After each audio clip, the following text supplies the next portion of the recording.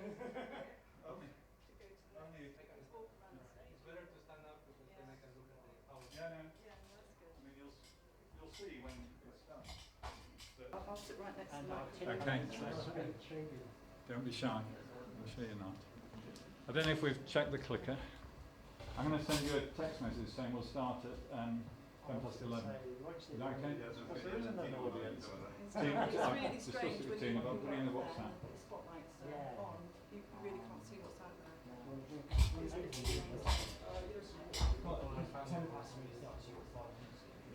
Yeah, hope not.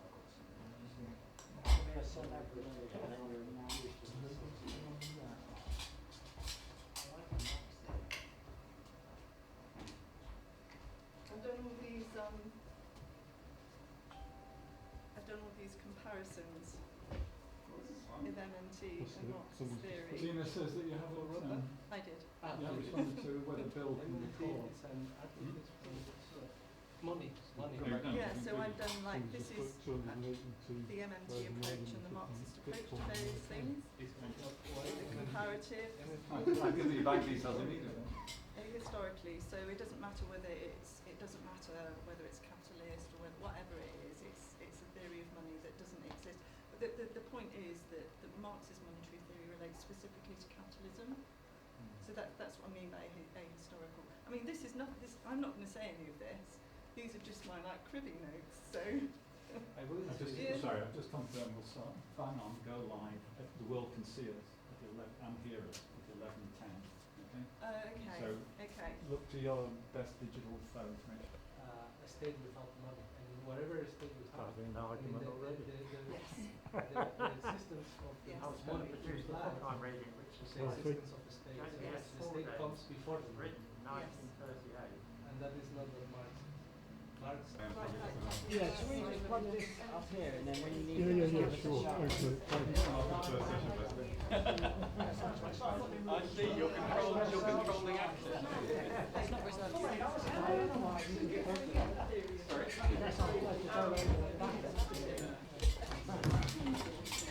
I'm just encouraging them to do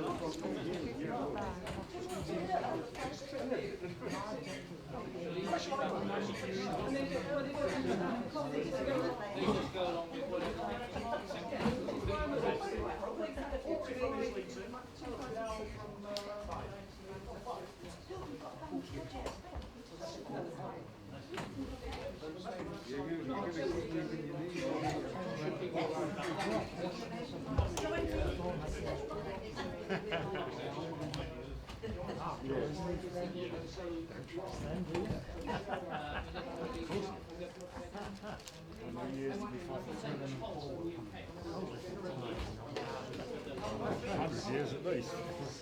just to see if their nuclear bombs are better than theirs.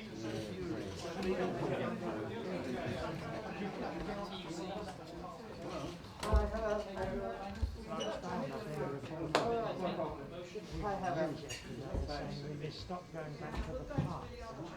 He's the one who created Newcastle. It's not the past, apparently, in the future.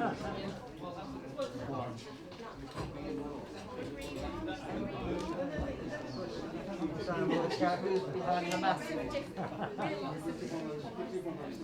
We still recognise you. You still recognise you. You have to change this hairstyle. I can't. It's big. So were you drinking everywhere?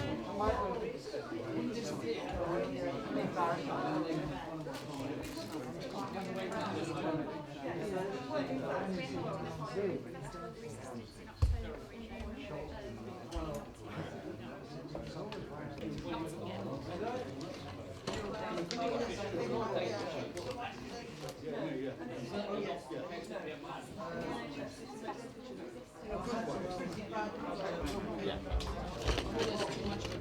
couple of badges. Do you want a red one or a green one? You're right.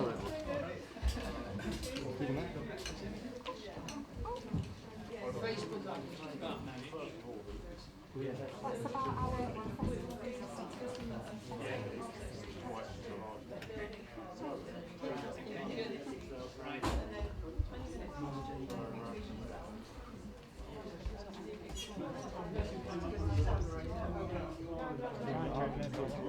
people used to say professional pathologists, young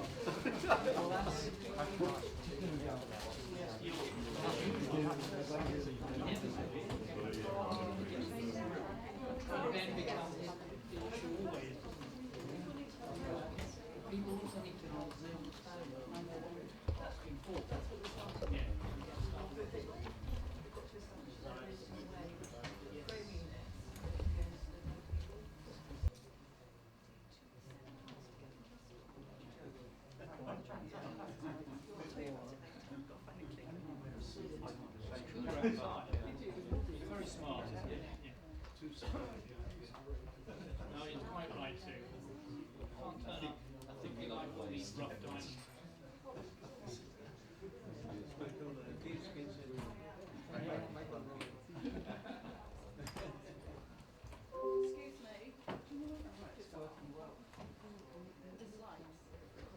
Greg. You here, Greg? Okay, we're live on Facebook and the mics are on.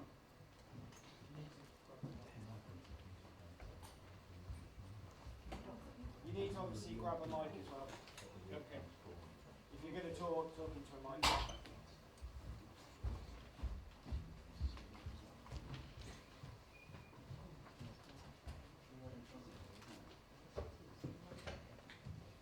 We're just trying to organise the clicker, calling Greg for the presentations. You can signal to me for the presentations and the quicker away. Okay. So, good morning, everybody. You need to grab a mic. Just in case you're wondering, I cannot see a thing. It's all completely black out there. Well. Yeah. No, it's a great privilege and really exciting to be here with Bill. He's there. Hi, Bill. Carlos and Michael, and our comrades in the room today. Thank you so much for coming here today. We all know that austerity based on neoclassical and neoliberal economics has failed all except the very rich. We know that monetary policy and its latest manifestation in quantitative easing has failed too and benefited mostly asset holders.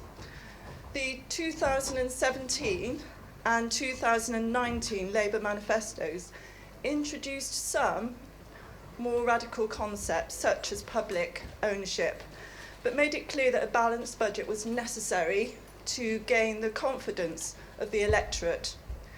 So it seemed that the party felt it was necessary to play to the austerity myth to gain the confidence of the electorate. There wasn't time or the medium to educate the whole of the general public in economics. So now, at this meeting, we are looking to more radical alternatives to the current economic and monetary consensus. We will hear about modern monetary theory from Bill and Carlos, and we will hear from Michael about a Marxist approach to monetary and economic policy. I expect that we will also see how and whether MNT and Marxist economics can be reconciled and allow us to build a way forward for the left. Now we will hear from each of our panellists, and then they will debate with each other. After that, we will take contributions from the floor. So first of all, Bill Mitchell is a professor of economics at the University of Newcastle, New South Wales, Australia. He's a professor of global political economy at the University of Helsinki, Finland. He's one of the founding developers of modern monetary theory. So over to you, Bill.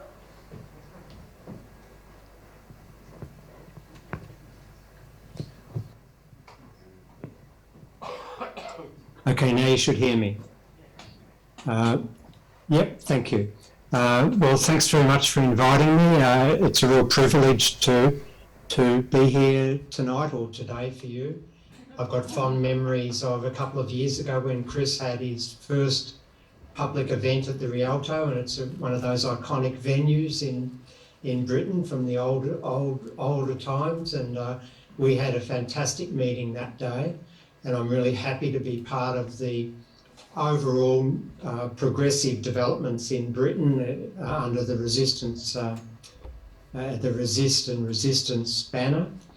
And I think when I reflect on the news today, I think the best advertisement for Resist and the type of work you're doing is what's happening down the road at the Brighton Centre. And we've got a Shadow Chancellor about to give a talk where she's going to establish propose to establish, if they ever got power, the Office of the Value of Money, and refine fiscal rules along the lines of the fiscal credibility, tells me.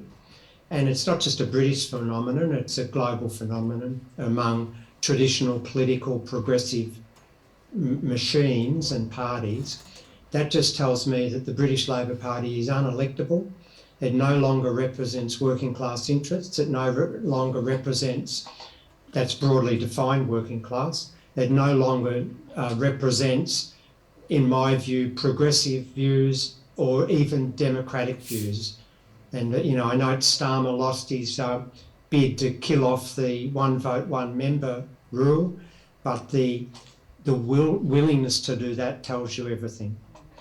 And so I think the Labor Party in Britain is irretrievably lost, and I think new movements along the lines that Chris and his team are hoping to progress are the way forward for grassroots movements to bring together workers into a true progressive movement that takes us beyond the old-fashioned blue-collar roots of the Labor Party, but preserves their intent. And because society's obviously changed since we had coal mines and deep industry, but the intent of protecting workers' interests remain, in my view. So the first thing I want to talk about, and I think I've got about 20 minutes, is to just reflect on one of the things that progressives haven't done very well, in my view, is to provide a blueprint on what sort of things we want the world to look like. What shape do we want the world to be in as progressive people? And I think that it's quite clear that if we reflect on the last 30 years, variously, depending which country you live in, and if we gave the neoliberal era, which is what we can call it, a report card. I'm an academic, so let's give it a report card. We'd just have FFs all the way through. It's been all of the promises that were held out to people, to the workers, about the benefits of deregulation, of privatisation, of trimming the public sector, of pursuing so-called fiscal responsibility, which is really code for fiscal irresponsibility. All of those things haven't come to pass, and I think increasingly people are realising that, even if they don't quite understand the mechanics or the reasons or what's going on in a technical sense, they understand that they've been dudded completely. They understand that we don't even aspire to full employment anymore. They understand that their jobs are more precarious, and it's getting increasingly difficult to get pay growth. They understand the gig economy is undermining their children's future. You know, we've now got this era of people who are petty capitalists in a way, have got to provide their own scooter to buzz around delivering food because we've been conditioned to be too lazy to even go out and buy our own food anymore. And they've been conditioned to think that anything public is bad and anything private is good in terms of economic activity. The climate deterioration is now becoming increasingly aware, and we're now starting to understand the role of corporations in that. We know that world poverty isn't being reduced very quickly, and there's still a massive divide between advanced countries and less advanced countries. And at the moment, with the vaccination type inequalities, that's just a new form of poverty. We understand that we need incomes, but we don't just need incomes. We need dignity in work. We need security in work, and we understand that our housing situation has deteriorated in our urban centres, and we also appreciate that, without knowing necessarily all the reasons, that our regional areas are hollowing out, and we're losing services, and essential services, but also other services that are of value to human life, like libraries and arts and crafts and those type of things that broaden the scope of human endeavour and enrich the working class quality of life. And that increasing awareness, so they're all the things that progressives should be aiming for: more public, less private, a proper solution to climate change, not one that's going to allow the financial markets to morph into new financial products, and we get green bonds and all of that nonsense. We want governments now to step up, and what the pandemic has undoubtedly taught us, and nobody could be in any doubt about this now after nearly 2 years. We should have learnt it during the GFC, but we've definitely learnt it now, is that capitalism is on state life support. The capitalist system is a failure if it tries to eliminate the fiscal capacity of the state, and without the massive state intervention that's occurred, and we can debate whether it's been designed in a very sensible way, whether the things that the state's done are very good or bad, whether they've done enough or not enough, all of those things. But without that massive support that shows up in large fiscal deficits, the capitalism would have collapsed under this pandemic. We know that now. And we also know that mainstream economics, as we've been indoctrinated to believe, fails to explain the dynamics of our lives. And that's, we've always seen that over the last 30 years in terms of Japan. And I won't get in, Japan's one of my special interests, but Japan taught us years ago that fiscal deficits aren't bad, they don't lead to higher interest rates, that when central banks effectively fund government spending, you don't get accelerating inflation, that the central bank can always control bond yields and play the bond markets out of the game if they want to.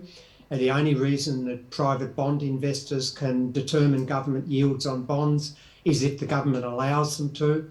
Japan taught us that years ago, but the pandemic's telling everybody that now. And all of the prognostications of my mainstream colleagues in macroeconomics have failed dramatically to eventuate. During the GFC, even going back to the Japanese situation during their massive commercial property collapse, my colleagues were saying, interest rates are going to go through the roof, there'll be accelerating inflation, bond markets will stop funding governments will run out of money, disaster, skies are going to fall in. And that type of predictive set comes directly out of the mainstream economics that we teach in universities, and the mainstream of my profession publishes and writes about all the time. And those graduates go off into policy-making sectors, in treasuries, in ministries of finance, in central banks, and they just take that baggage, that mythical, fictional world into their professional lives. And that's why governments, politicians do what they do. And we're now discovering that's a fictional world. And even the players in central banks, the central bankers have reached the end of their tether in a way. They've been appealing even pre-pandemic for fiscal policy to take over the reins of what we call counter-stabilisation, which is attenuating the fluctuations in non-government spending and saving, which can lead to recession if the government doesn't step in and fill the gap. So even that's happening. And my colleagues in the financial markets are even starting to understand that the sort of predictions that my profession have been making have really undermined their business model. So the drying up of capital investment in public infrastructure, the financial market investors used to use that as very profitable, safe investments. And with that drying up, they've gone into increasingly risky investments. And I don't want to talk about that tonight, but I can in question time if you like. And that brings me to MMT, modern monetary theory. And there's 2 points. What is it and what does it offer the progressives? And obviously in the next 10 minutes, I'm not going to be able to give you a detailed account of 25 years of work, but I can give you a feel for what it is. The first thing that I'd make into this audience is that whether you've got socialist ownership of means of production, whether you've got capitalist ownership of means of production, you're going to have a monetary economy. You're going to have a currency issuer, and you're going to have currency arrangements. And you're going to have currency arrangements between nations, which means you've got exchange rates, and that's will be the case whether we alter, hopefully, the dominant means of production ownership or we don't. So it's not a matter of socialism versus capitalism. Modern monetary theory is essentially agnostic to that choice. And what I mean by that is a very important first qualification. And a lot of enemies of MMT, critics, say, oh, if we ever have MMT regime, it'll be a disaster. And a lot of progressives say, won't it be great if we have MMT? Well, they're both wrong, because MMT isn't a regime that we can shift to. It's not a set of policies. What it is a lens. And just as I'm wearing these glasses so I can see a little bit better as I get older, MMT is a lens into the monetary system, into the way in which the monetary system operates broadly, its intrinsic characteristics, and I'll come back to that in a second. Intrinsic is very important, and it also tells us a much more accurate explanation on what the capacities of the currency issuing government are, and what its limitations are, and what choices the currency issuing government have available to them, the opportunity set for policy. And in that sense, it's agnostic to whether it's not left or right. Now, I just happen to be left, but as a developer of MMT, but some of the developers aren't left like I am.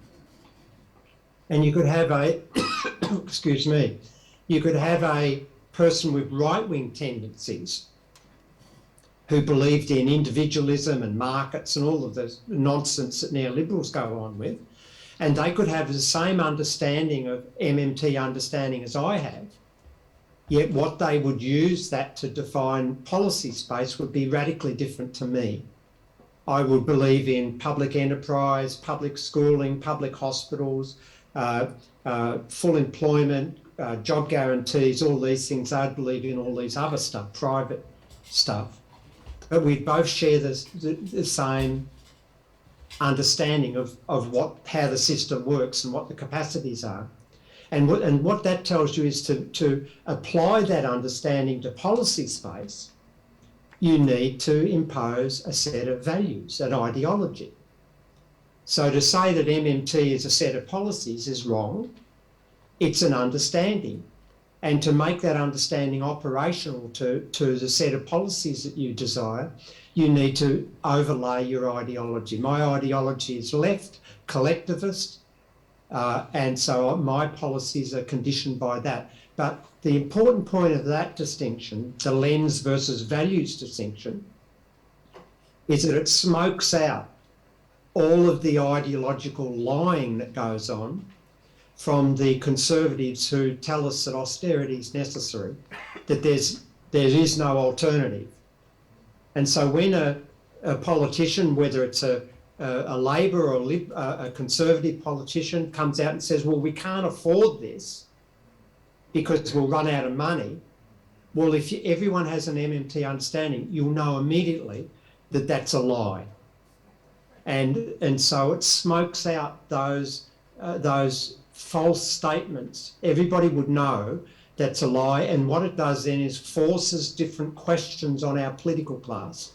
It forces them to come clean. So yeah, a right wing will say, yeah, we want some money. We'll be forced to admit that they'll starve the economy of government spending so that they can have higher unemployment, which will then put downward pressure on wages growth. And they'll have to justify that unemployment is good for society. Now, none of us would believe that, and that's why I think advancing an MMT understanding will improve our democracy. It raises different questions and means that we've got more capacity to interrogate our politicians and force them out into the open to reveal the ideology. And they wouldn't be able to say, oh, it's a technical thing. We can't afford it. It's a lack of money. We'll go broke. Interest rates will rise. All of that nonsense. They'll have to say why they want mass unemployment. They'll have to say why they don't want to invest in green technology. They'll have to say why they don't want to have in your context, the national health system revitalised to defend us against future pandemics. So the other point I'd make is that what that means then is that an understanding of MMT redefines our concept of fiscal space.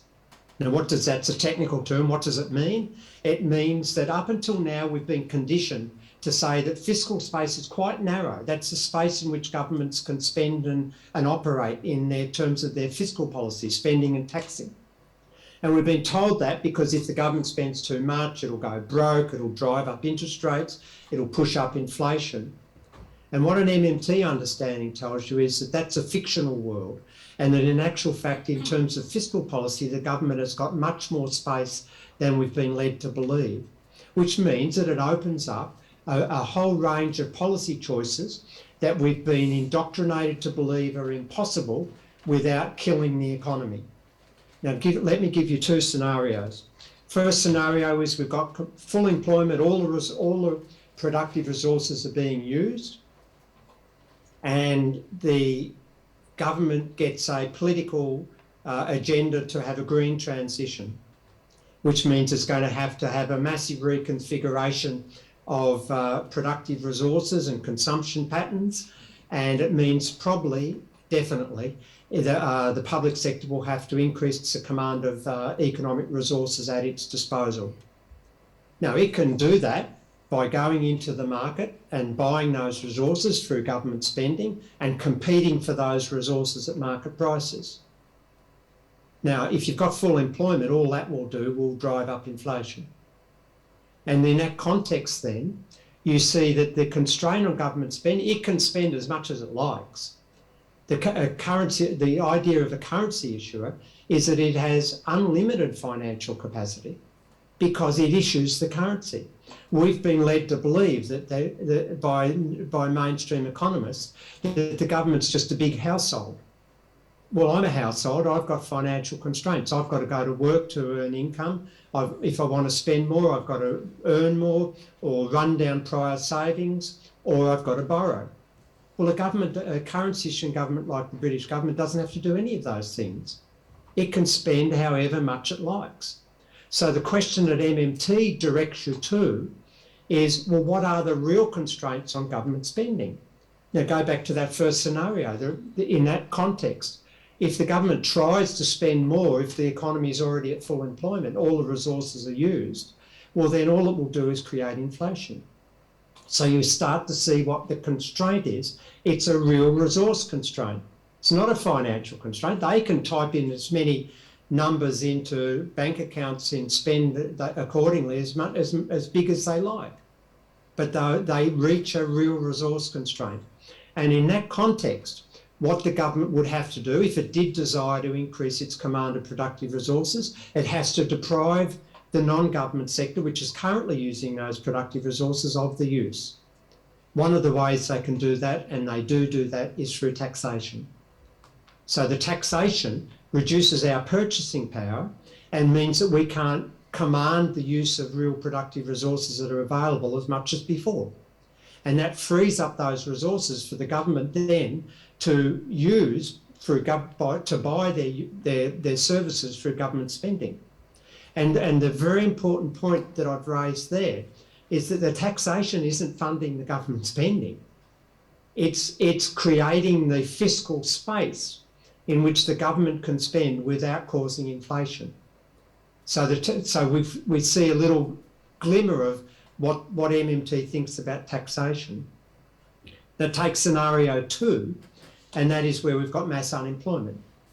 And when we've got mass unemployment, and we want all productive resources to be fully employed, the government has no constraint, real or financial, in that environment. It can keep spending up to the point, more or less, where all of those resources are brought back into productive use.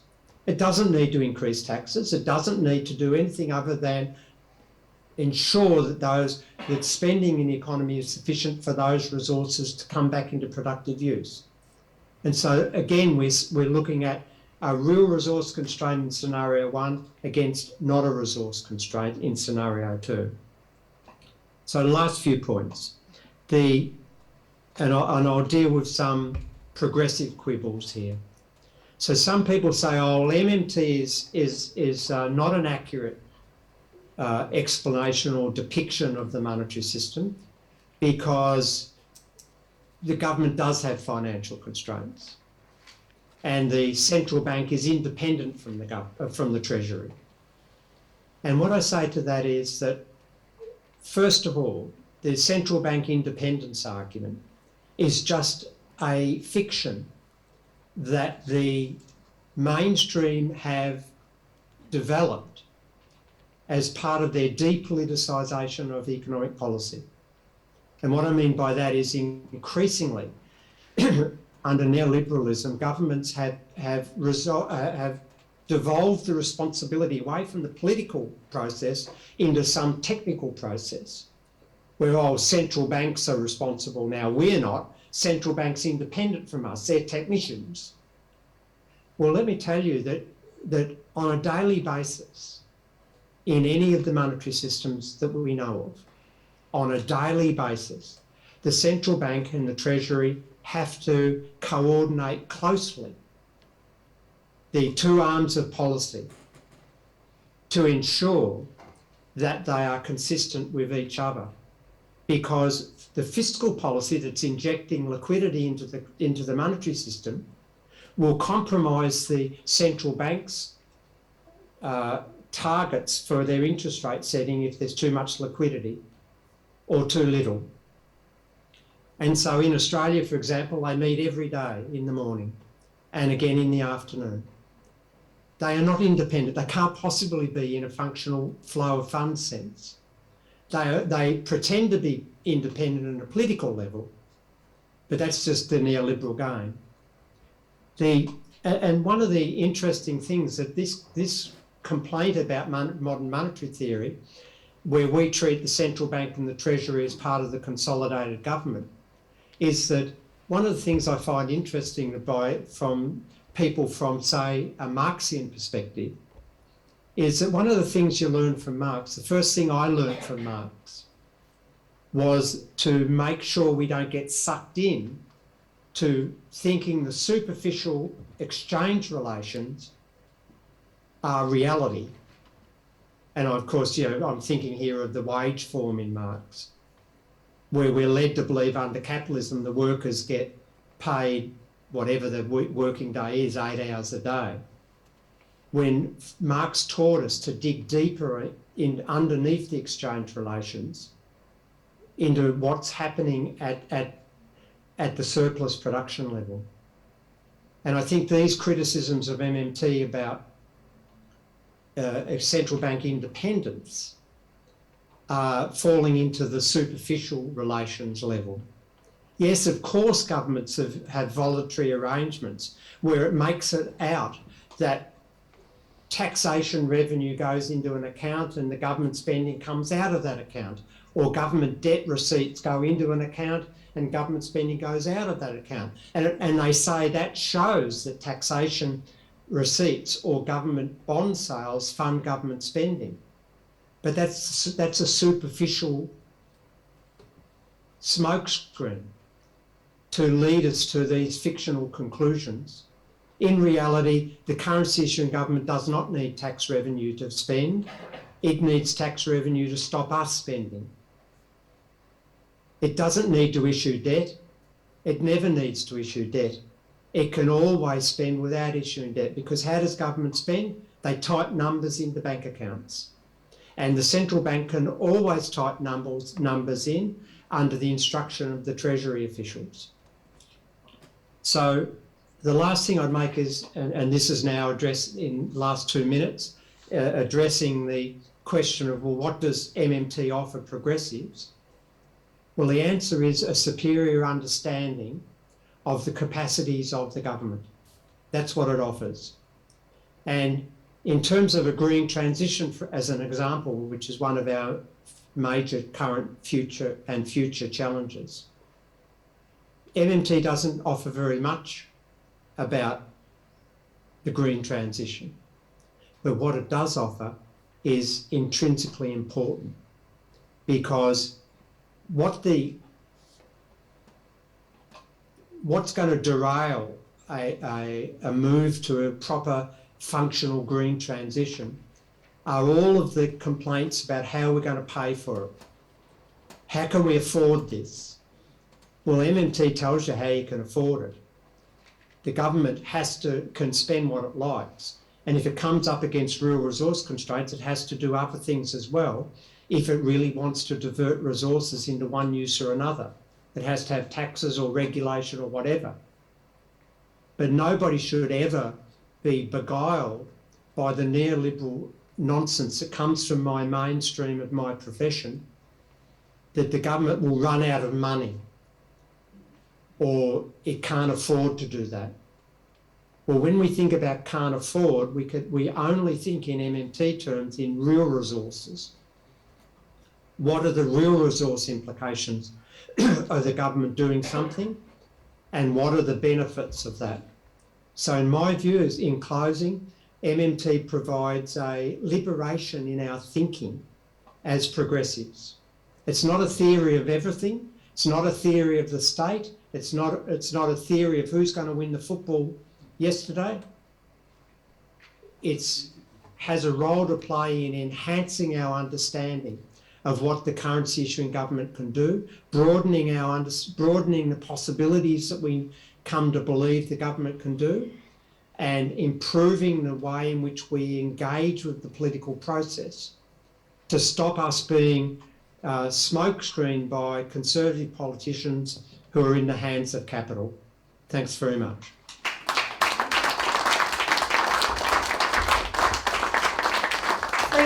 Thank you very much, Bill, for explaining to us the lens that MMT provides.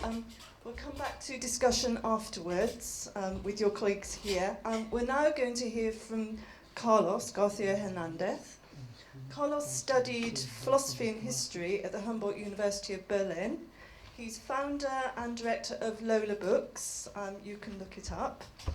One of the publishing house's main topics is modern monetary theory, and Carlos has introduced the concept of fiat socialism as the achievement of the goals of socialism through modern monetary theory. So over to you, Carlos. Thank you very much.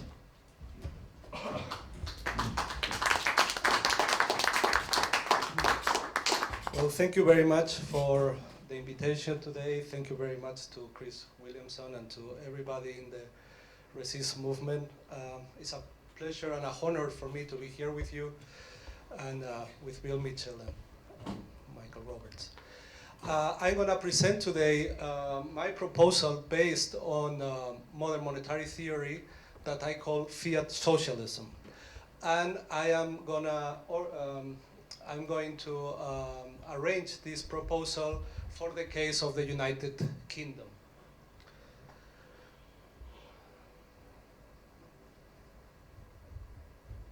So let's start with a little mental experiment or thought experiment. Let's imagine UK with a guaranteed and permanent full employment, with full and prudent use of natural resources, a guarantee of food, shelter, clothing, health services, and education to every citizen, social security in the form of pensions and subsidies, and a guarantee of decent labor standards. So let's imagine that we lived in a UK like this, you know. Wouldn't it be nice? Who is against this? Who? Well, technology is against. Who? Please raise up your hand. The one or those that are against this. I'll be the pantomime. So the question is. The question is this UK possible? Is this UK possible? Well, what I am here to say today is that yes. So it's good news. This UK is very much possible. It's not utopic to think that this could happen in UK. And the way to achieve these goals that I just referred to is modern monetary theory. What is the main idea behind modern monetary theory? The main idea is that it is possible to achieve any goal if the real resources are available to do so. And if real resources are available, the financial resources are not a restriction. That is exactly what Bill Mitchell just told us. Whenever the government says, how are we going to pay for that? We have no money to pay for housing, full employment, healthcare, etc. It's just a lie. Because if you have the real resources, it is very much possible to mobilize those resources in order to achieve your goals. Because financial resources, money, are not a restriction. The government cannot run out of money. So these are the main ideas behind modern monetary theory. So the real question when we make our thought experiment, the real question is, does the UK have the real resources to achieve our goals? Does the UK have the real resources to have guaranteed and permanent full employment? Does the UK have real resources to achieve full and prudent use of natural resources? A guarantee of food, shelter, clothing, health services, education to every citizen. Social security in the form of pension and subsidies. A guarantee of decent labor standards. And the answer is obviously yes. The UK has the real resources to achieve these goals. Therefore, it is possible to achieve or to arrive to a UK like the one we have imagined in our thought experiment. So the answer is yes. So what is MMT? It's a little bit difficult to answer this question after talking after Bill Mitchell, and of course it's a very wide question and it's impossible to answer this question very fast, but we can say that MMT is a method to achieve price stability and the full employment of the material resources. That is mainly how we can understand modern monetary theory. Full employment of real resources, including labor, of course, without creating inflation. What is not MMT? MMT, like Bill Mitchell said, is not a political regime. It is not that we are going to have MMT. MMT is a lens to look at the economy in the right way, like Bill Mitchell said. I knew he was going to say that because he always does. And he's totally right. And he's totally right. So the question that we have to ask ourselves is, what political objectives do we want to pursue together with the full employment and price stability achieved through MMT? In other words, what do we want full employment and price stability for? What do we want that for when we cannot go to the hospital when we are sick? We can have full employment, we can have no inflation, but if we cannot go to school to learn how to read and write, what do we want that for? If we cannot afford to live in a proper housing, what do we want that for? So that is the political aspect that we have to answer.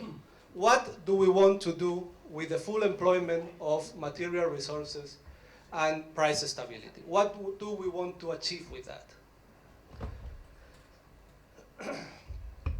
So, in terms of economic policies, what would we need in the UK to start pursuing these objectives that I just talked about? First of all, we need a job guarantee. That means that everybody in the UK who wants to work and can work, but cannot find a job in the private sector or in the public sector, permanent public sector, must receive a job offered by the public sector until that person finds a better job in the private or permanent public sectors. In other words, first we have to decide how big do we want our public sector to be. And once we know that, we can always offer a transition job to everybody who doesn't find a job in the private or public sector until that person finds a better job. That is called a job guarantee. And that is the first economic policy that we should pursue. The second one has to be with the deficit level. And we can say that the deficit level is irrelevant. It doesn't matter. Like, I come from a colony called Spain, a colony of Germany, and we have the Germans telling us how much deficit we can have. Well, thanks but no thanks. We are grown-ups, and we don't need you to tell us that we can only have 3% of deficit. What if we want to have 2 or 10 or 11? Why cannot we do it? Because the Germans tell us? It's very sad. It's very sad. And I am very proud of being in the only country in Europe with a little bit of dignity that left the European Union. And so the deficit level is irrelevant. Only inflation level is relevant. Only inflation is an evidence of the deficit being too high. If you are not creating inflation with your level of deficits, you can keep on going. The only sign that you can see that deficit is being too high is because you are creating inflation. It doesn't matter what number the deficit level is. So I like to relate these two aspects of policy, the aspect of employment and inflation, with an idea that I call the learner point. The learner point is also a thought experiment because it is a point, an imaginary point, in which unemployment is 0% and inflation is also 0%. Of course, this never happens in real life, but we can have this as an objective. We can orientate ourselves in our political actions in order to get as close as possible to a point where unemployment is 0% and inflation is 0%. And we can also calculate how far away we are from this ideal point with the learner rate. The learner rate is, the way I calculate it is the unemployment and the absolute value of inflation. Absolute value meaning that we also take in consideration deflation, which is much worse than inflation, really. So I have done this little chart for the UK from year, can I use this? From year 2000 till year 2006. And here we have the evolution of the learner rate in the UK. It is very interesting to see that inflation in these 17 years has been extremely low. Whenever they tell you that inflation is a problem in this country, it's not true. Look, for example, at 2015, 0%. 0%. We also have 0.6% in 2016. We have a peak here in 2010, where we had an unemployment of 7.7 and inflation of 3.2, giving us a learner rate of 10.9 points. So the question is, do we have in the UK enough resources to employ the five? It never gets to 6%. Only in 2018 it was 8%. To employ this 8% that looks to be the maximum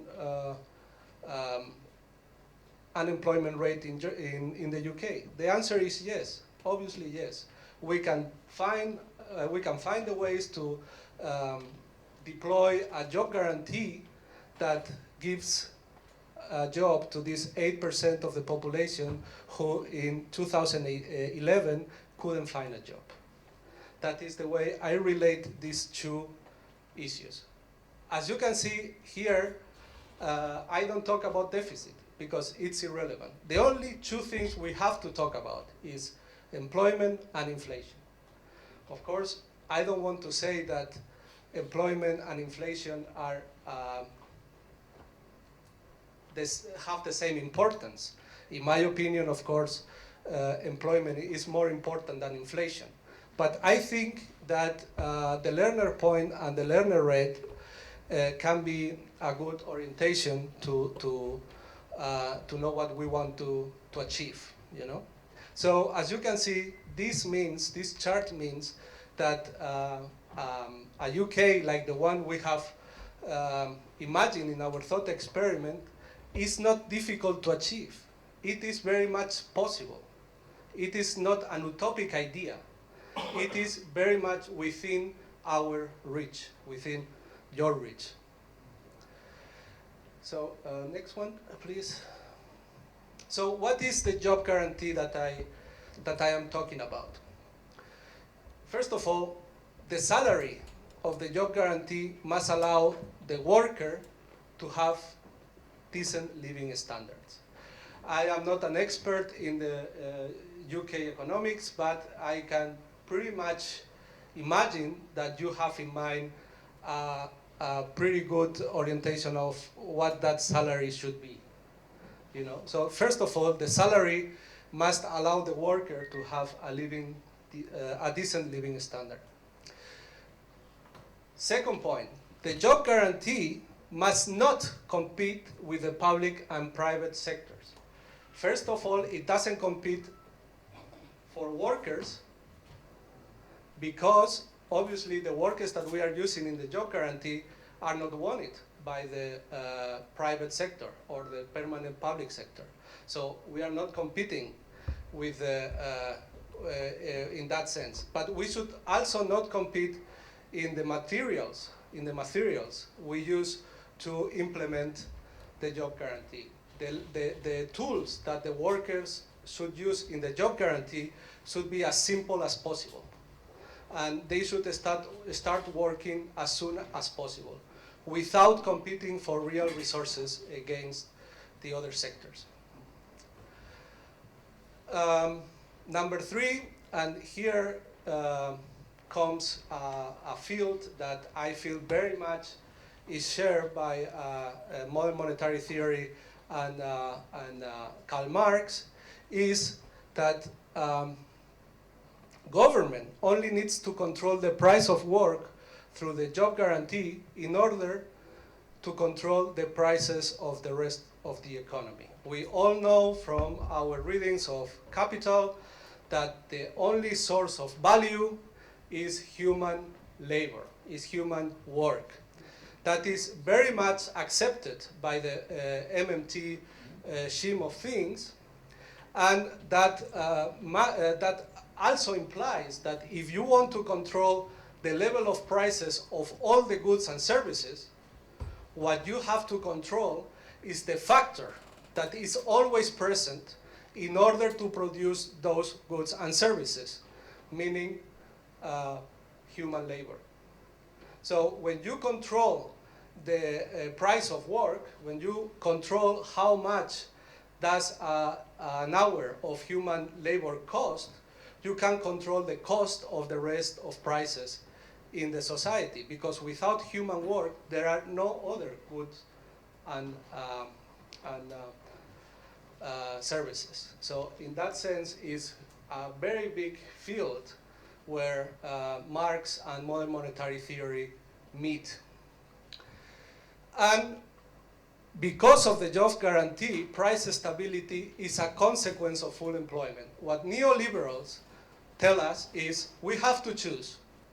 We either have a lot of employment or we have inflation. But we cannot have it both ways.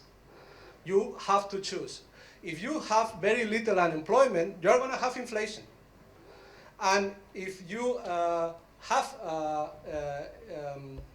price stability, that means that you are going to have high levels of unemployment. Well, modern monetary theory destroys this paradigm. And we say, no, once you have a job guarantee in place, you know that the level of prices will always be very stable. Because when the recession comes, more workers will go to the job guarantee and they will be able to keep on having a consumption more or less similar to the consumption they had when they had a job in other sectors. And when the recession is over and we get back to normal times, people will leave the job guarantee scheme and they will get to a normal income like they used to have before. So in both levels, in both moments, the price stability will be there. It also assures for the enterprise owners that the salaries will also not be too high, because in case that the workers ask for very high wage raises, they will always be able to find someone inside of the job guarantee that will do the same job for less money. So in that sense, it also guarantees price stability. So the public deficit. The second question we have to answer is, what is the right level of the public deficit? The right level of public deficit is the public deficit that allows full employment without inflation. Period. Period. It doesn't matter what number that is. It doesn't matter. But we can assure that there is a point, the Lerner point, where there is full employment of resources without inflation. Beyond that point, yes, if you keep on spending, you will have inflationary pressures. If you have already achieved the full employment in your economy, everybody has a job, all the natural resources are being used. If you keep on spending, then yes, you will create inflation, and then you have to stop. So what is the right level of public deficit? The one that allows full employment without inflation. And like Bill Mitchell just said, the public deficit is always sustainable because the UK enjoys monetary sovereignty. It's not like Spain, for example, unfortunately. The deficit of the UK is always in pounds, and that means that whatever deficit you are going into, you can always afford. The deficit level will not endanger the sustainability of the UK economy. And as another point of policy, the British government should only issue debt in pounds. That means that debt will always be payable. People make a big fuss about what is the level of debt of the British government. Well, it doesn't really matter. In order to go into debt, there has to be someone who is willing to buy that debt. It's not only you. You might want to go into debt, but if there is no one willing to buy that debt, you cannot go into debt. So the reason why the British debt is so high is because most of it is in British pounds, and that means that debt is always payable. So we should forget about that, really. And the last, or one of the last things I want to say is, or to present, is what I call the modern money consensus. We are in the hands of neoliberal politicians and economists that defend what is called the Washington Consensus.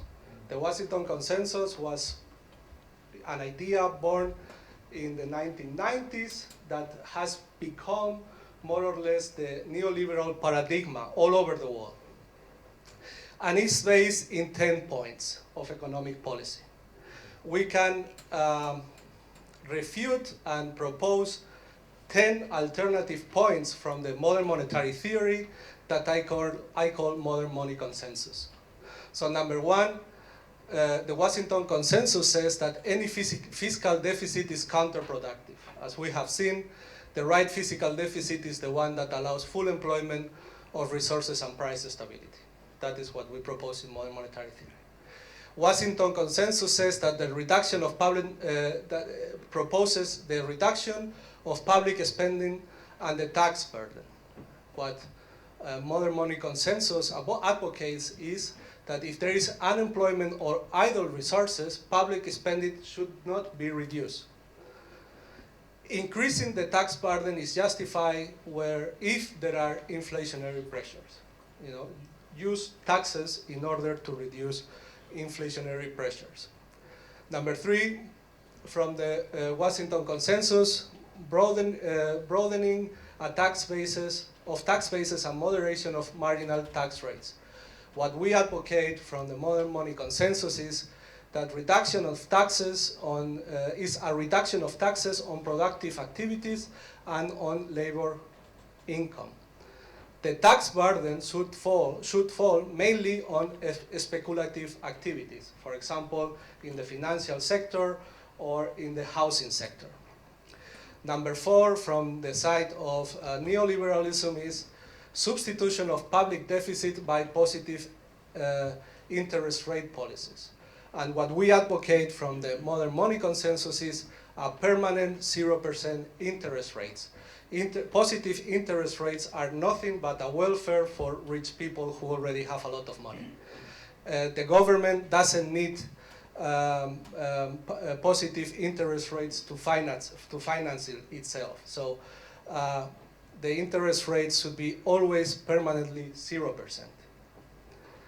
Number five, from the side of the neoliberalism, Exchange rate policies aim at controlling inflation and increasing exports. What we advocate from the modern monetary theory perspective is having floating exchange rates. You know, you can have that is what gives you the biggest margin of action from your public policies. Number 6, opening of domestic markets to imports. That is what the neoliberals like. What we advocate is for the ability of states to pursue import substitution policies if they deem it necessary. That is very important for the developing countries, but also in countries like in the UK. You can, with no problem, say that we don't want to import certain products. We would like to produce those products and create quality employment in the UK. You can do that through import substitution policies. Number 7, foreign capital intervention in strategic economic sectors through foreign direct investment. In other words, big parts of the national wealth can go into the hands of foreign companies, private or public, and that doesn't create any kind of risk in the national economy. That is what the neoliberals advocate, especially for the third world. Of course, we are very much against this, and we, from the modern money consensus, maintain that the maintenance of strategic economic sectors should not depend on investment by foreign companies.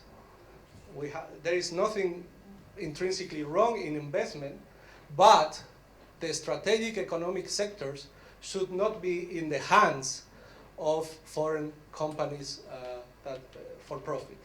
You know, these strategic sectors should always be guaranteed by the central government. Number 8, from the neoliberal paradigm, the privatization of public enterprises. They love that. You are in a big fight in the UK to defend the national health system. What they would like to see is no public enterprises at all. What the modern money consensus says is that the size of public sectors should be decided by the government as a means to achieve its social objectives. In other words, the size of the public sector should be decided democratically. You, the citizens, should decide how big is the public sector, and what do you want the government to provide you, and what do you want, or what do you like the private sector to provide you with. That should be a democratic decision. Number 9, the regulation of markets. Of course, we want a strong public regulation of the labor market through the job guarantee, essential services, the financial sector, and banking. Financial sector and banking should be very, very small and very regulated. And number 10, the protection of property rights. Once a company has been privatized, that company is untouchable. That is what the neoliberals say. Well, what we advocate for is that the ability of governments to regain public control of any national resource. You know, the companies that have been privatized are not untouchable. And the next one, please. My proposal, I give the name fiat socialism. The definition that I give to fiat socialism is the achievement of the goals of socialism through modern monetary theory. And the goals of socialism are found in a book of Stuart Chase in 1942, The Road We Are Traveling. And those goals are exactly the 5 goals that I talk about at the beginning of this talk.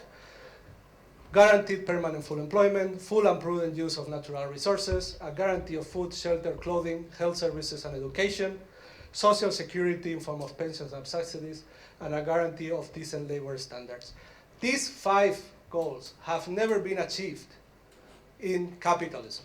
So in my definition, any system that guarantees these 5 things permanently should be called socialism. And that is the kind of socialism that I think we should fight for. Thank you very much.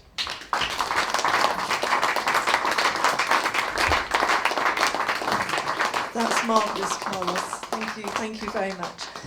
Now, for our final speaker today, before we move on to discussion, is Michael Roberts, who has managed to foil the vagaries of the shortage of petrol and managed to get a train, which I didn't manage to do very successfully yesterday. So Michael's worked in the City of London as an economist for more than 40 years. And at the same time, he's been a political activist in the labour movement for decades.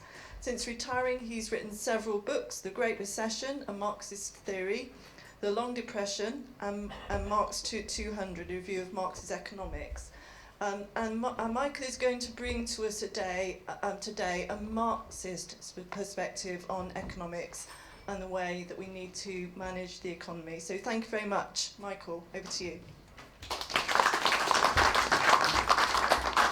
Well, comrades, I was going to present a slideshow to you, but having heard the first two speakers, I've decided to dump that completely and just make some general comments about where Marxist economics theory and policy joins up with modern monetary theory and where it doesn't, so that we can perhaps clarify the sort of things that we can learn from this, and also perhaps guide us in towards policy for the labour movement to change things for better in this country and in the world in general. So my points are points coming from the same side of the barricade as Bill and Carlos. We're all on the same side of the barricade. It's a question of what is the right understanding of what's going on and what are the policies to be adopted by the socialist movement. I'm a great fan of Bill's phrase of progressive. I think I would dump that and say that we're trying to look for a socialist alternative to what capitalism has offered up to now. And let me just say one or two things about where we agree. It is absolutely clear to me that we live in a monetary economy, as modern monetary theorists say. And what do we mean by that? That means that obviously the flow of circulation of money and credit is very important in understanding what is happening to the economy. And more than that, what modern monetary theory is saying at one level, and it's the minimum level, is that this isn't related, they claim, to the question of whether we should aim for socialism, or what we might mean by socialism. As Bill said, he's agnostic to that term. It's really a technical understanding, and in particular in relation to the question of what used to bug us for the last 10, 15 years, or even longer, back to the days of Thatcher, when she said there is no alternative but to fiscal austerity, that we should run governments like households so that you shouldn't have any debt, and therefore we're going to balance the books and drive the debt down as much as possible, even at the expense of all the public services which the government are supposed to provide, or any other support.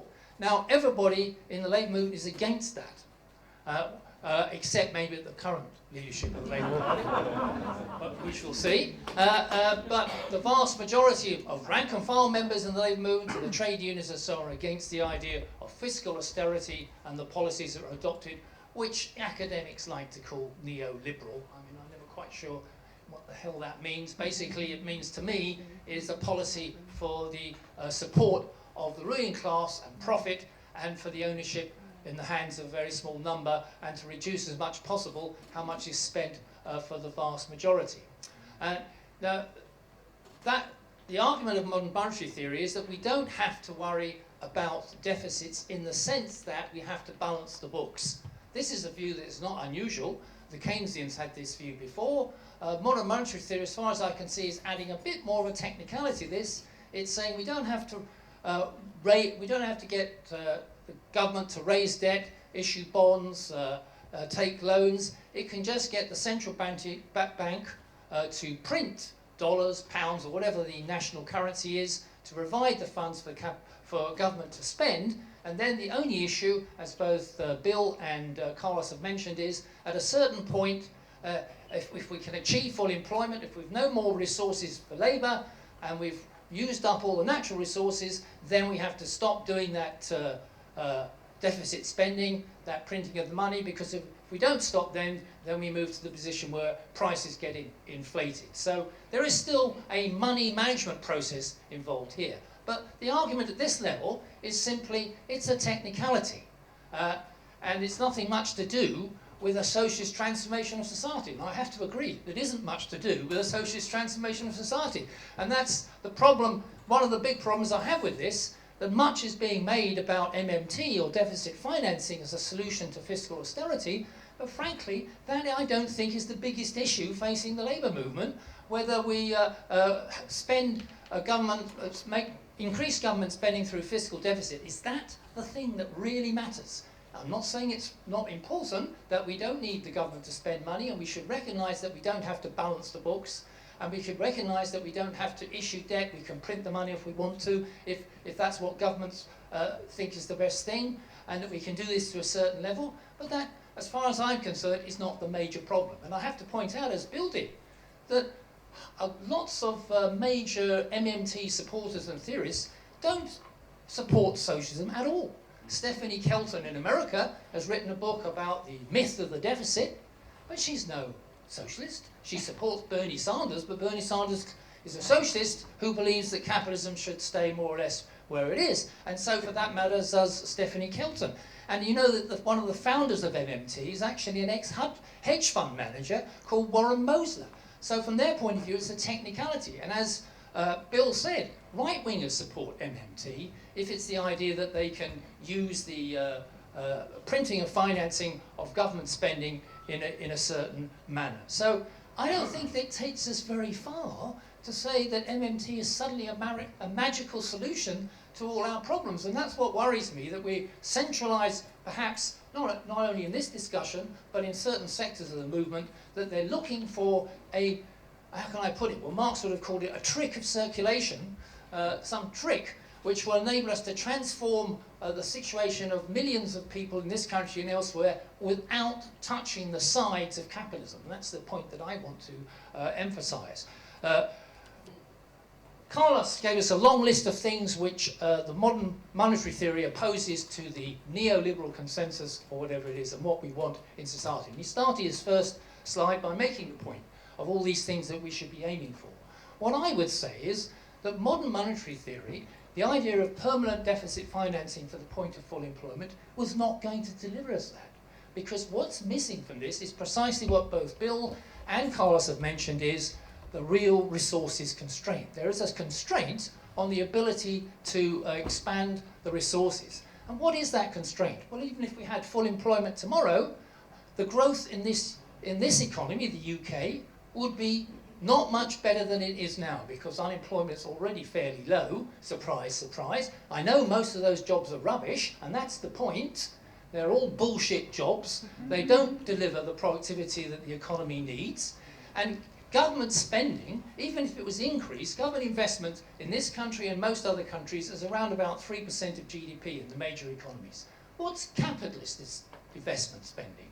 What are the big multinationals spending to boost the productivity of labour? To provide us with higher resources, to break the resources constraint, so that we can expand the economy and meet all the demands which Carlos and Bill mentioned.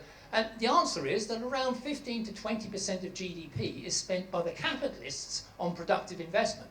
They spend also a lot more on fictitious investment in the stock market and so on, but that's the general average figure. The government investment figure is around 3% on average for most of the major economies. So you can see it's a 5-to-1 ratio. Now, I have to say, as a Marxist and socialist, I want the ratio round the other way. I want it at 15 to 20% with public investment, and only 3 to 4%, if you like, coming from the capitalist sector. If you want to use it in the old terms that we used to have, I know we got rid of clause 4, but never mind, what we used to say was that what we stand for is to take over the commanding heights of the economy, to provide us with a plan and resources to meet the needs of people. And that means, well, that's what it means. It means that investment should be predominantly controlled through a plan by the public sector, through its organisations, to meet, in other words, the commanding heights of the economy is what we need to have control and ownership of. And we need ownership of that if we're going to achieve it. And what is the commanding heights of the economy now? Well, it's the banks in this country, the big 5 banks and some other foreign banks who dominate our credit, can speculate, do all kinds of frauds and swindles on a daily basis, these are the banks we don't control, we don't own them. It seems to be a basic demand that we should have control of the banks. I don't think it's good enough to regulate the banks, which was mentioned up there. We need control and ownership of those banks, and they need to be part of a plan of investment. And then I have to ask myself, having reached full employment and we have the job guarantee, apparently, under modern monetary theory, without inflation, well, I have to say two questions arise from that. First of all, why do we have unemployment? Why is there unemployment internationally and everywhere?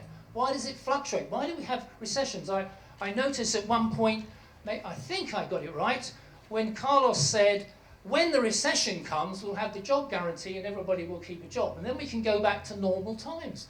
Well, I have to say, I don't think we're in normal times. I don't think capitalism is ever normal.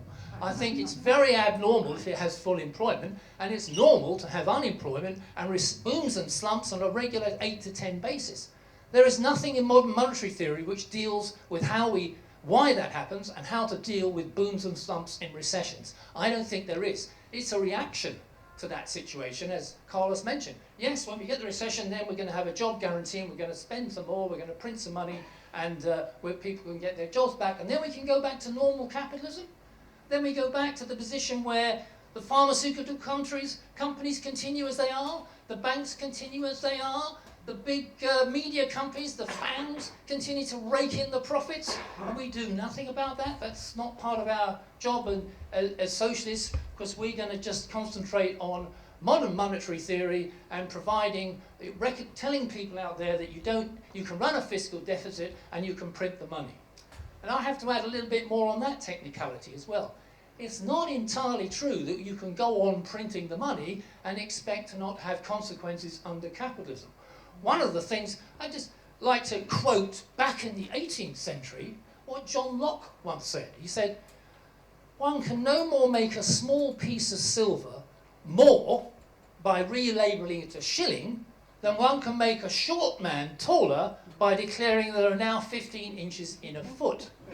And so even if you control the unit of currency and you can say, I've got dollars in the US, I've got pounds in the UK, I can print as much as I like, it makes no difference. Well, I seem to think that it might make a difference, because if it doesn't lead to an increase in real resources, and I've just discussed the constraints that exist on real resources under capitalism, where there's booms and slumps, where profitability will be hit if you intervene in capitalism in such a way and they will stop investing. There are constraints. It's not just the constraint of the price of labour, which you might want to control. Capitalists make profits. We didn't mention the word profits anywhere. Profits does not touch the side of modern monetary theory.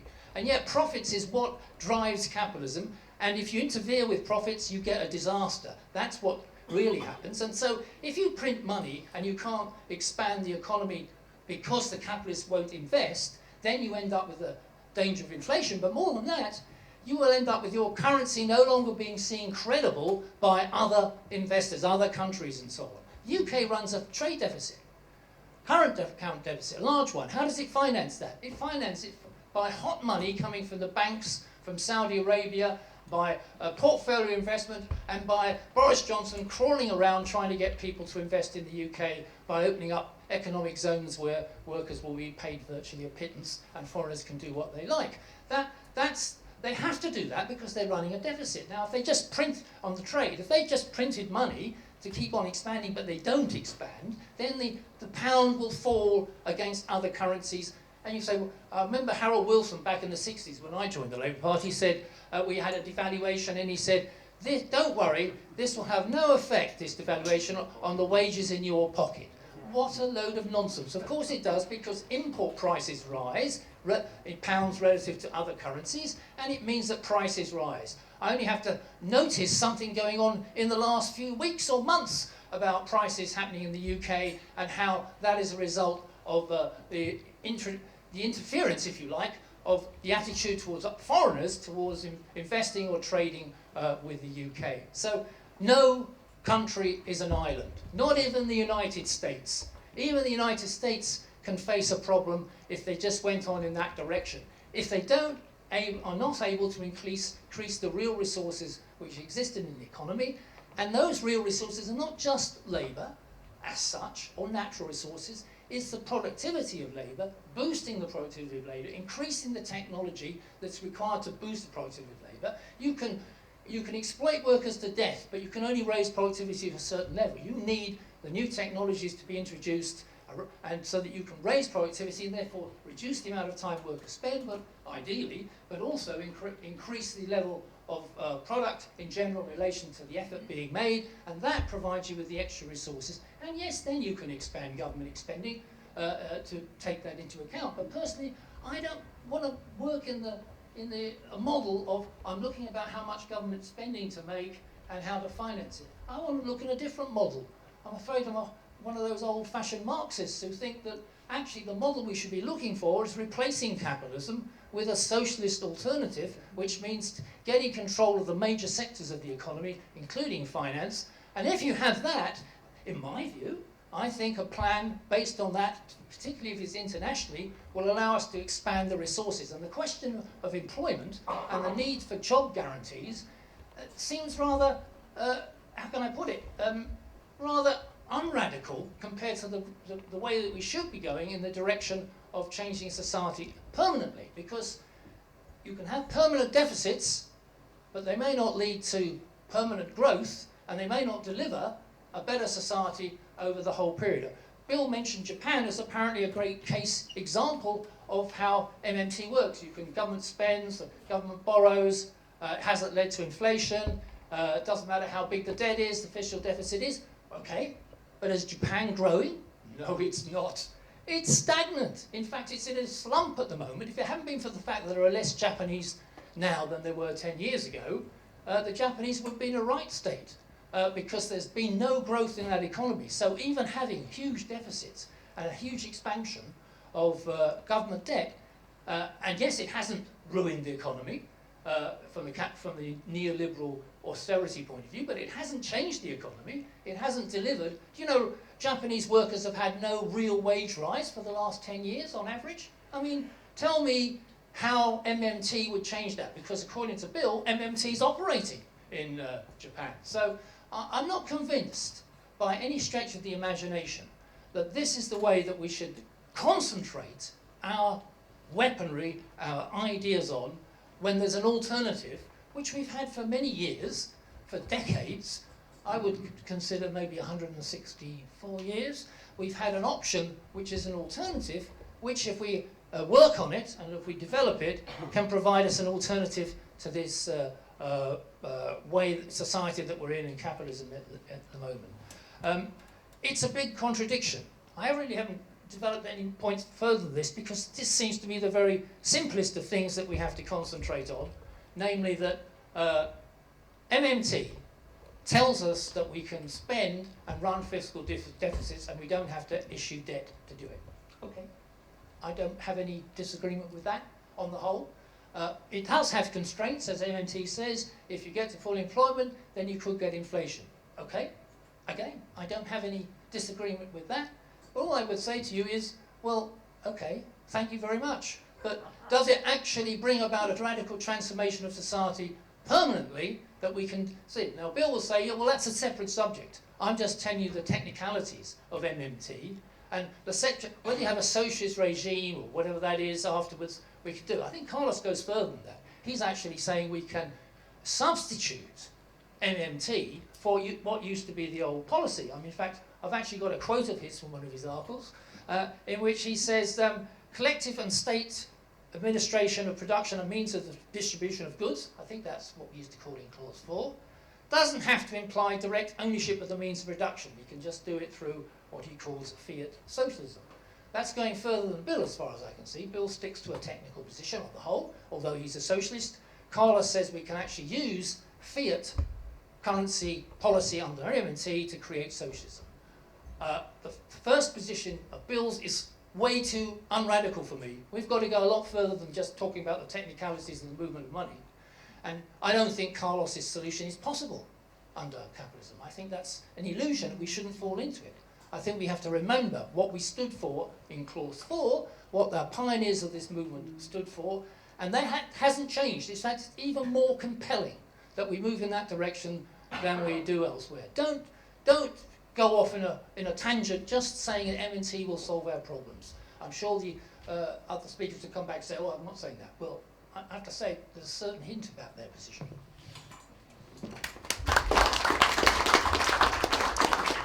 And thank you very much, Michael. So MMT doesn't address the crisis of capitalism, Carlos and Bill. I think it would be useful for us to pick this up because I understand that we all share the objectives that we've described of socialism. The question is how we achieve that without actually achieving the commanding heights of the economy, which is what Michael is suggesting we need to do. So I'd welcome your feedback, Carlos and Bill, if you're still there. Who would like to respond? I'm still here. Yeah, shall we have Carlos and Bill responding to Michael, then Michael having the final say. Over to you, Bill.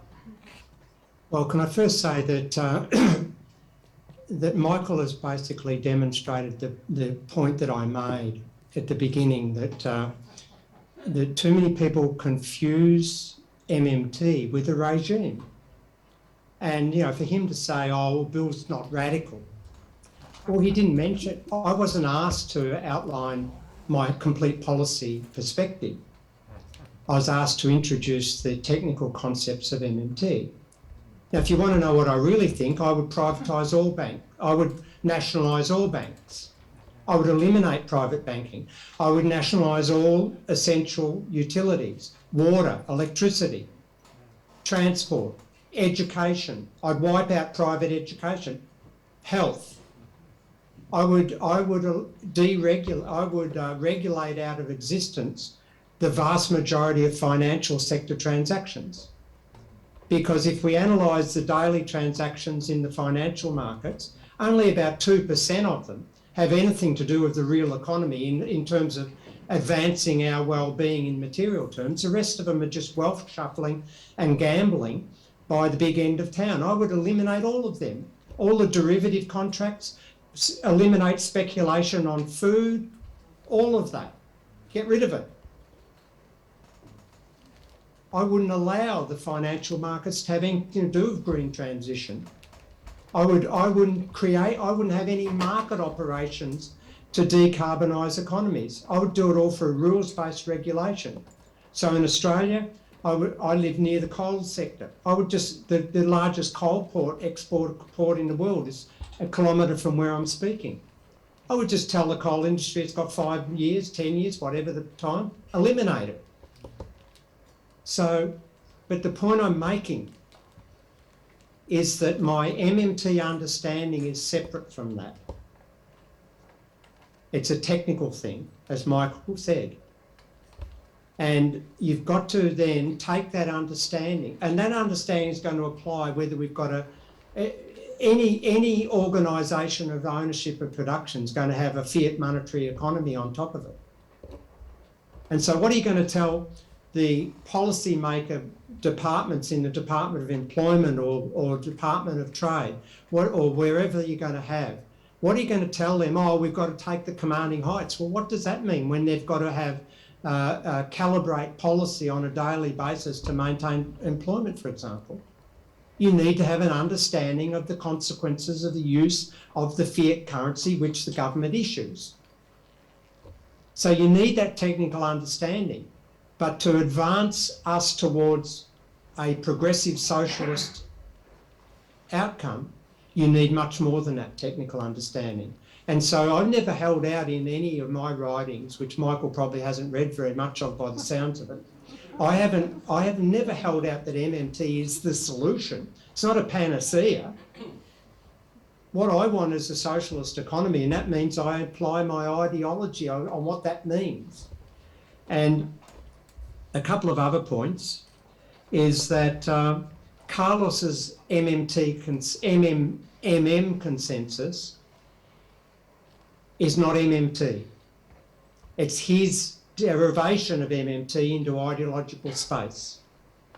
Now, I don't disagree with it. Some elements I'd have nuances or degrees of qualification, but don't confuse that last table with MMT. It's his derivation of the understanding he has of MMT into a policy space based upon his ideology. Very important to make that distinction. And another point I'd make is that language is incredibly important. The use of language, the use of metaphors, the use of concepts in cognitive linguistics are very important to advancing our ideological aims. And for Michael to repeatedly say that MMT is about money printing is a misuse of language in a progressive way. It's got nothing to do with money printing. That's a neoliberal mainstream macroeconomic concept. That if the government isn't raising taxes or issuing debt, it must be printing money. Well, every day the government is spending by typing numbers into digital accounts. It's got nothing to do with printing. Printing is a term that's being used by our enemies to invoke hyperinflation, Weimar Republic, Zimbabwe, and more recently Venezuela. Governments do not spend by printing money. They spend by typing numbers into bank accounts. And so we've got to use language in a way that advances our ideology, not use the language of our enemies. MMT is not about printing money. It's about using the capacities of the fiat currency that the government issues as the monopolists in an appropriate way. Now, and the last point I'd make is that knowledge really is paramount. Knowledge is the way that ideological movements can advance. And the mainstream economists have openly admitted that they prefer the vast population to be held in ignorance of what the capacities of government really are in terms of fiscal space. Because otherwise we would make undue demands on our political class. And what I think MMT does is breaks that veil of ignorance. It doesn't aim to do more than that in a way. It aims to create a better knowledge among the rank and file of citizens so that we aren't misled by our political class, so that we do make the demands that we want for in my view, a socialist new world, to take the commanding heights, to demand our political, and if the political class won't deliver that, and they turn around and they smokescreen us with mainstream economics, then we get rid of them. But we don't get rid of them now because we don't know the questions to ask. And we support Labor parties around the world, or socialist parties, or whatever they call themselves, the traditional progressive parties. We support them even though they smokescreen us with fiscal credibility rules. Whereas if we understand MMT, we would never allow them to do that. And at the Labor conference down the road, Rachel Reeves would be booed off the stage and not be given a platform to talk crap about what did she say? She's got a office of the value of money proposal, for God's sake. So I think in effect, Michael and I agree. I just think that he's taken a slant that's not fair on the macroeconomics of what I do. Because in terms of commanding height takeover and all of that stuff, we have the same ambition with nuances, I'm sure. But I think it's really important as an academic that I provide a basis for people to have better knowledge of the world they live in so that they can make choices. I hate the right-wingers misusing their MMT understanding. I hate that, but I applaud them having that understanding because knowledge is power. And the working class needs to get real and not be smokescreened by neoclassical economics. I'll leave it there. Thank you. Thank you, Bill. Carlos, if you can provide a swift response. then we'll allow Michael, because I've seen shaking of heads and nodding of heads going on here, and I hope we have a little bit of time for the audience. Very fast. Well, first of all, the criticism of Bill, I think, is totally right. What I call modern money consensus is based on the consensus that most of the people defending MMT has. It's not MMT, it's a consensus inside of MMT, so Bill is right. What I would like to tell to Michael Roberts is, first of all, that what you call a socialist perspective is not Marxist at all. And I think that we should read Marx very carefully, because what Marx explains us exactly with his law of the tendency of the rate of profit to fall is, well, but you should read Capital. What it says is not that we would like the private sector to be bigger or smaller, or it doesn't say that the public sector should be bigger or smaller. What it says is that any economic system that allows private enterprising is doomed to fail. Is doomed to fail as a prophecy, because it will get into a state of crisis where it will not be able to rebuild, and then the only viable alternative is an alternative where there is not public ownership of the production of means. What we are telling you is that that is not the case. That is not the case. So it's not a matter of what I like or what I don't like. As a matter of fact, the first thing I have said is that the size of the public sector should be decided democratically. So if we want a society where the private sector is only the families, very good. Let it be. Let it be. If we don't have any public, in the private enterprises, the technicalities, as you call it, of the modern monetary theory would still apply.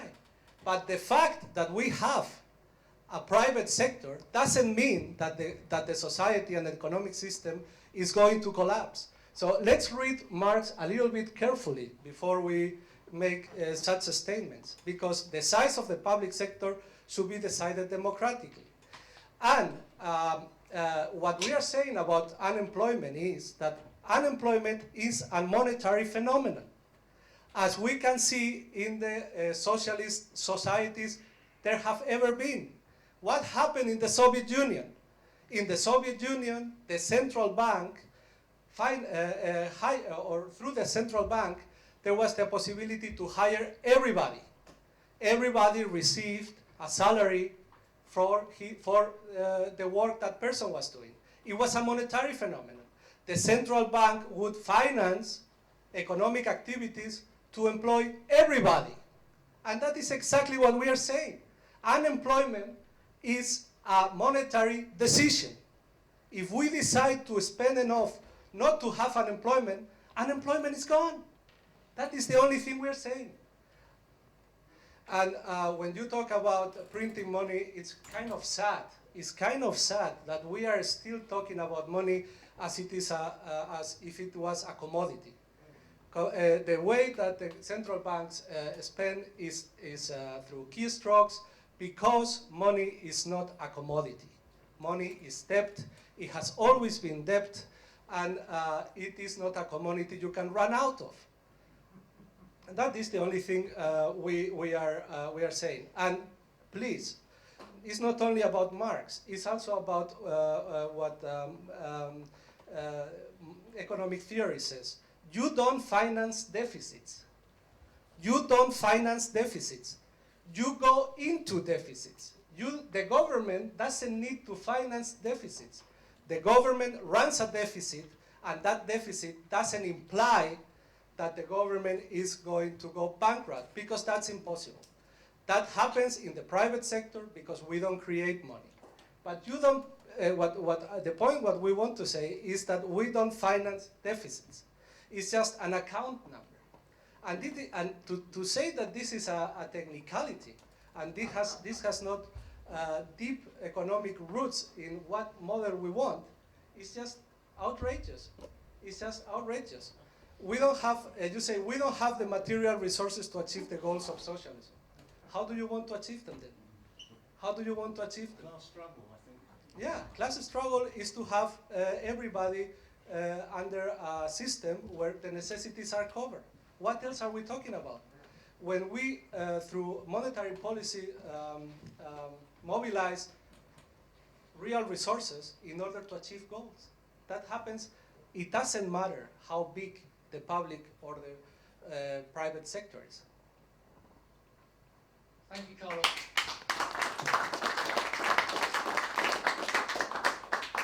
I don't think there's much to add from my end. I just wanted to say that I agree with Bill's programme. I'm looking forward to uniting with him on such a campaign internationally, which I'm sure we all agree in the labour movement is where we should stand on a programme for changing this society and ending capitalism. And that seems to me the most important thing.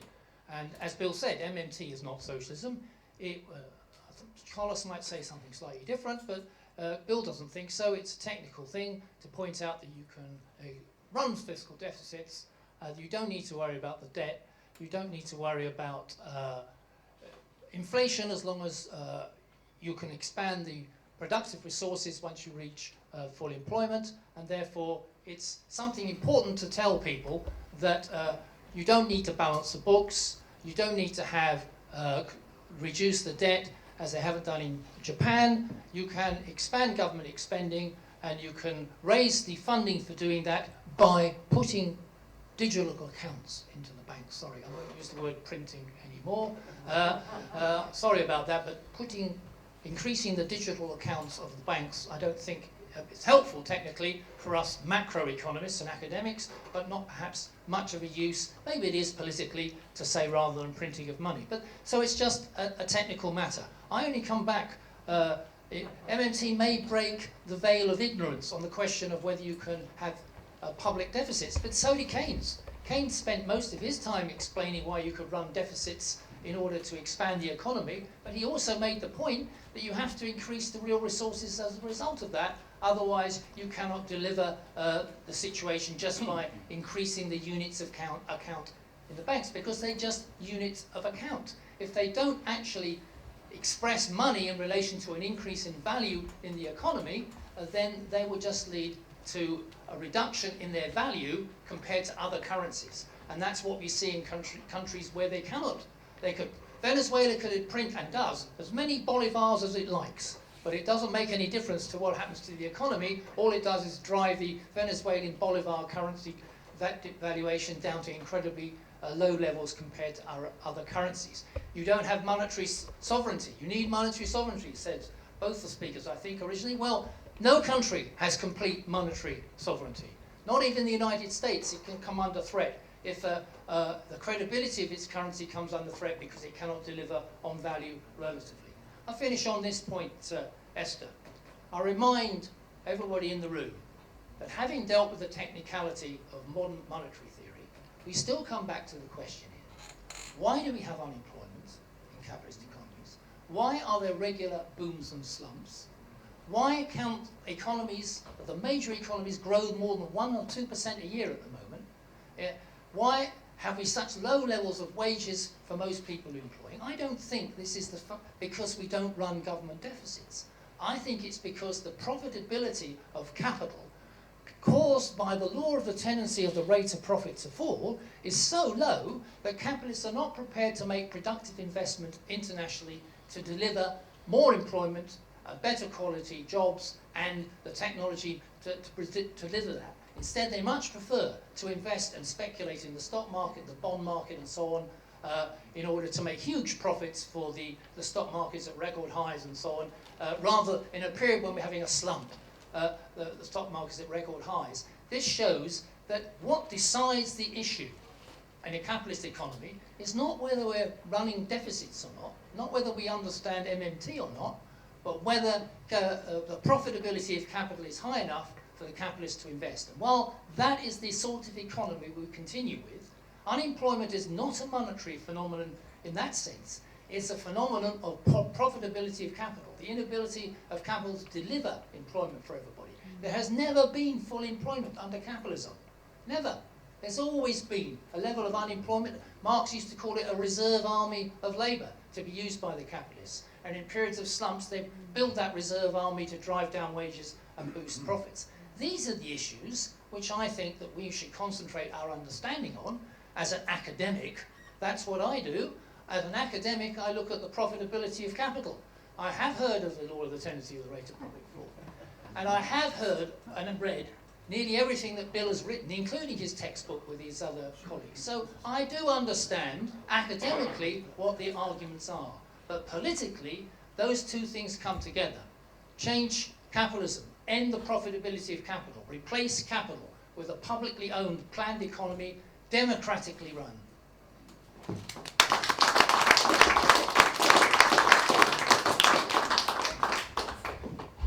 Thank you very much, Michael.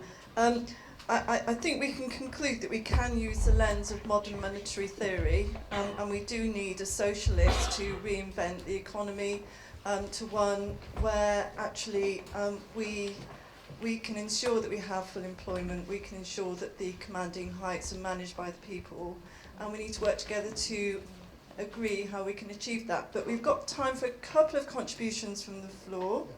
I can't see you, can you wave? We've got Becky with the roving mic. At the front, yeah. Thank you. Let me try. It should work. Yeah. Find out. It's already on. We've got 5 minutes. That'd be really quick. Are we going to stay